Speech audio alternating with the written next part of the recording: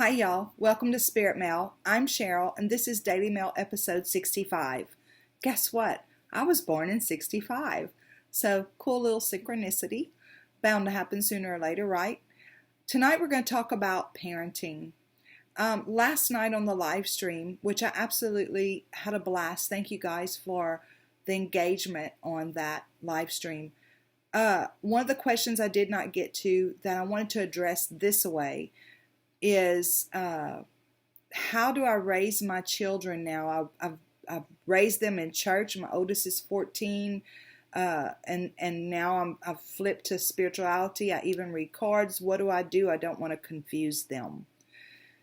So to answer that question, I'm going to draw from my own life. I am not an expert. I'm not a psychologist, a psychiatrist. I don't have any kind of certification in children's education or anything like that. So I'm just going to tell you what I have done, and I feel very blessed with the kids that I have. So the first thing you do is you just be honest and you talk to them on their level. Whenever, and I'm gonna give you a couple of examples, and the main thing is that you want them to know that just because you're the adult doesn't mean you have all the answers.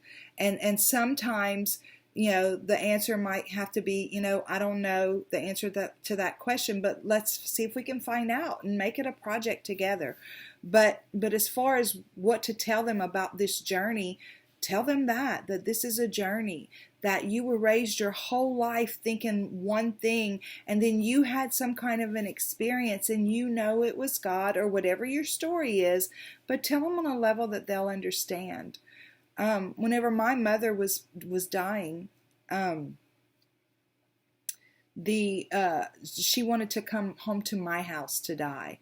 My dad worked away 7 and 7, and she didn't want me to have to disrupt my kid's life every other week to go stay at her house. So instead, she just came to my house, and I was fine with that. But a lot of my friends were really wigged out, and they said, "Why are you going to do that to your kids?" And this was my answer. I said, "What do you mean?" And they said, "They're going to be traumatized for life." I said, "No, I truly believe, and I truly believe this, so this is why I'm telling you, that kids will react however we react. That as long as they understand that death is a part of life." I did not understand about death back then, what I know now, that we don't ever really die, but that death is a part of life. This is very natural, and we're going to be here to walk grandma through it, And so just be honest, because I really do believe kids do respond or react however we react. Let me give you another example.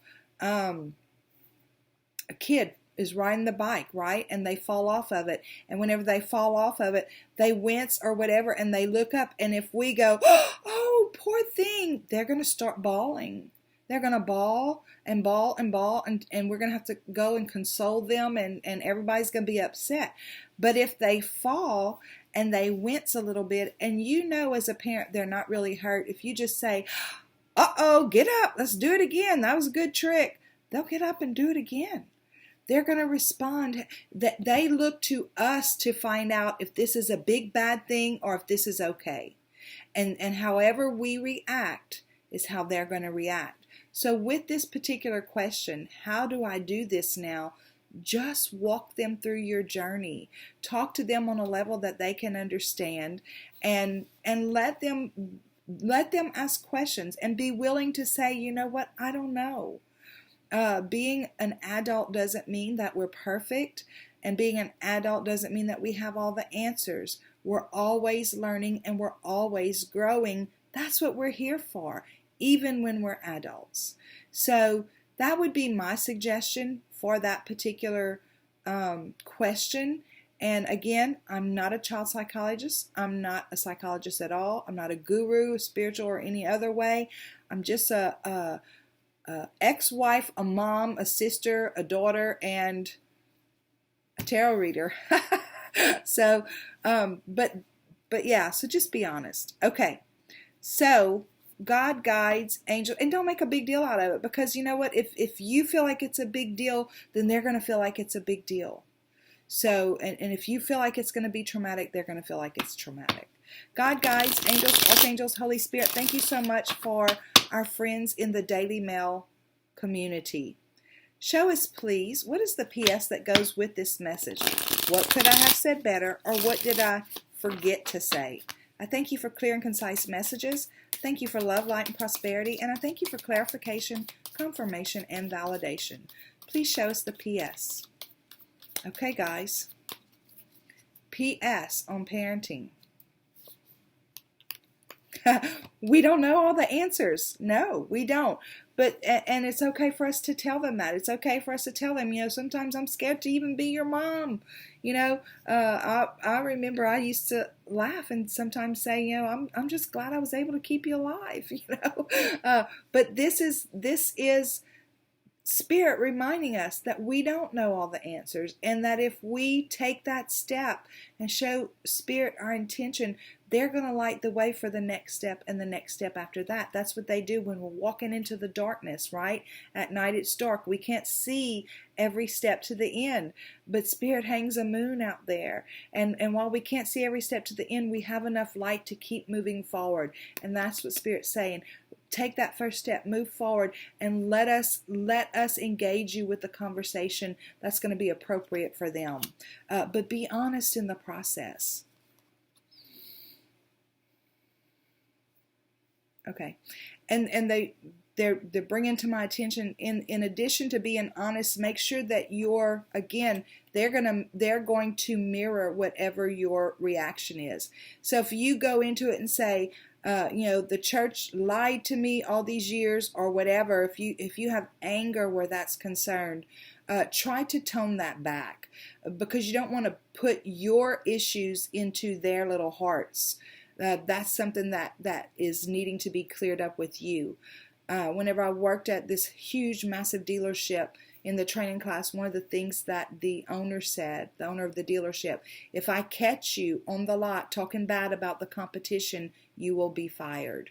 He didn't say it just to me. He said it to everybody, because that's how he felt, that it wasn't our place to talk bad about people or other companies or anything like that, because it's bad energy. He didn't say it that way, but the other thing he said is because you send them straight over there. So, and I found with my own kids growing up, my kids are all grown, but if I pushed against and said no real hard, they were doggone sure going to do it, right? So make sure that whenever you're giving them your story, that you do it from a place of where we're going from here and not how bad it was back there. Okay. The next is, this is the Queen, the Queen of Pentacles. Okay. So what they're saying is, Mama or Dad, pull that nurturing part of yourself out. You're bringing something new into your reality, but it's sitting right here on her lap, right at her solar plexus and her heart chakra. It's like right there in between. And I feel like Spirit's saying is, follow your intuition and lead with your heart. Lead with your heart as you move forward in this journey, because it multiplies, right? It multiplies into your children. We are, as parents, we are feeding our children not just food, not just shelter, but we're feeding them our energy. So whenever we're talking to them about things like this, what is the energy that we want them to move forward with? Do we want them to move forward with the anger or the hurt from the previous whatever it was you felt about the religious background, or do we want them to move forward in the oneness with Spirit and with the love? Feed them what it is that you want them to bring out into their life, and be nurturing with it. The Queen is very much a nurturer. Okay. And Spirit's saying you're not trapped. Don't ever feel like you're trapped and you cannot have a legitimate conversation with your kids. These kids, guys, they're way smarter than we give them credit for.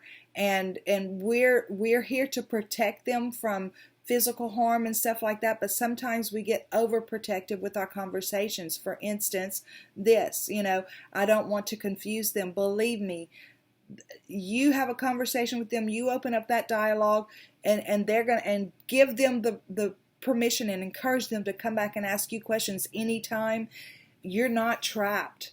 They are not there to hold you hostage. They are there for you to, you're going to grow from them. You're going to grow from this experience. But also you're there to, I keep wanting to say feed into their life, but it's like impart that love into their life. It's impart that wisdom that you're learning as you go through this journey into their life. They deserve it. And you are the person to give it to them. So that is Daily Mail, episode 65. Guys, I love y'all so much. And I look forward to seeing y'all again next time. And until then, have a super duper day. Bye.